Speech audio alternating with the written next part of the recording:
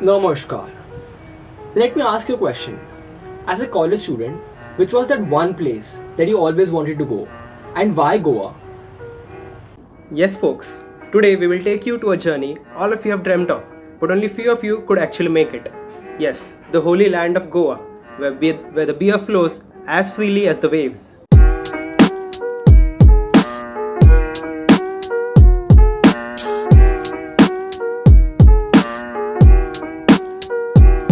After more than 2 years of cancelling plans, we finally made it to Goa this December.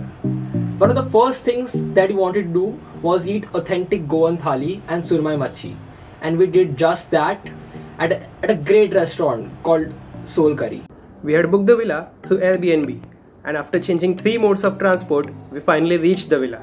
It was a beautiful villa with amazing swimming pool, and of course, as you guessed, we straight jumped into it. The porch overlooked the swimming pool, and we sat there lazily in our comfy chairs.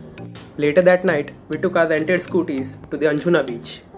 Those shady shacks over there were the perfect mood setting for the Goan parties everyone's heard of. Getting up in the morning is not an easy task when you go to sleep at 4. But we were determined to cover as much sightseeing as possible so that the next day could be spent at the beach. Also, how can one start sightseeing without the pre-sightseeing photo shoot? Our very first stop was Baga Beach. Of course, you've heard of it. It's the most famous beach in Goa. The beach was way too crowded for us. But that's definitely not gonna stop us from taking pictures, is it?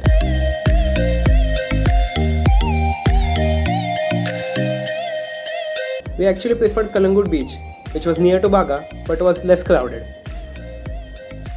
I'm now definitely convinced that all those photos of Goa's beaches are not photoshopped.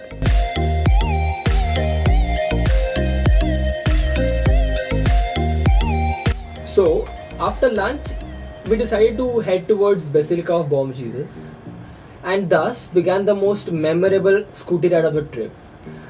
Along the way, there was this bridge called the Atal Setu. Now, we didn't know this, but scooties and bikes are not allowed on that bridge. हम तो बस चढ़ गए. And the winds on that bridge were so strong, we could literally feel the scooties shaking.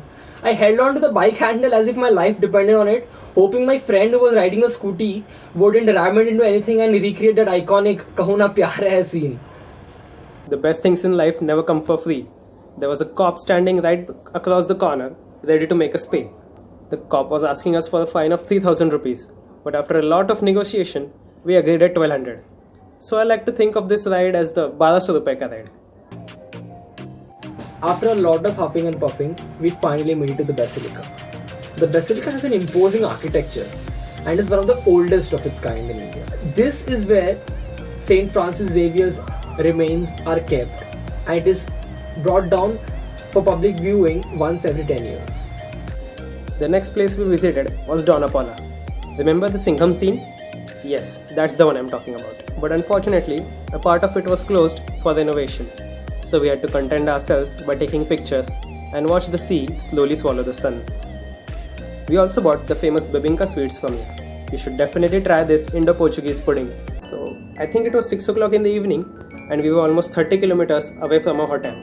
So the next 2-hour long journey back to the hotel almost felt like the recap of the day. It was damn exhausting, but a fulfilling day. We finally ended it by having a dinner on the beach.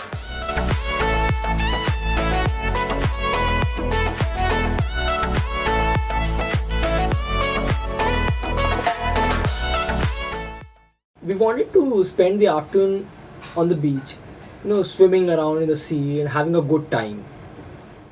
We packed our swimming trunks, goggles, and headed off to Kalangut Beach. The sand there was so hot, I thought it might just burn off my feet.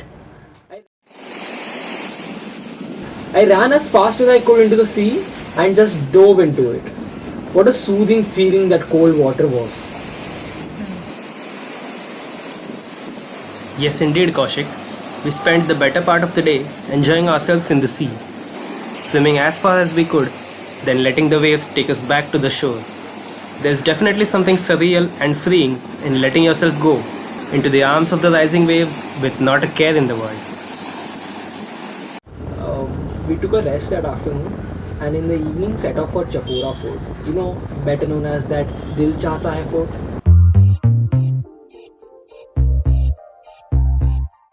You know, the scenery from that place is so magnificent now. It's really hard to describe.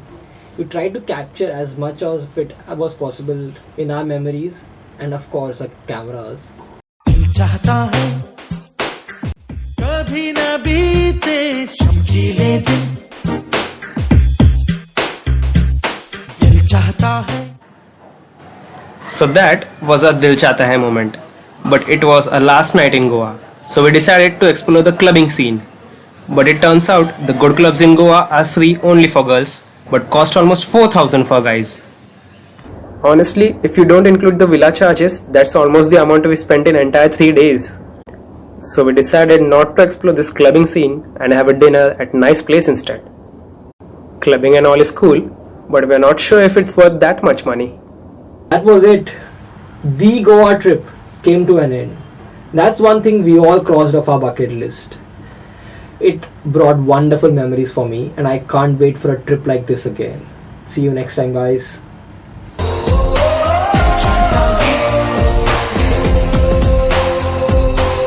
चाहता है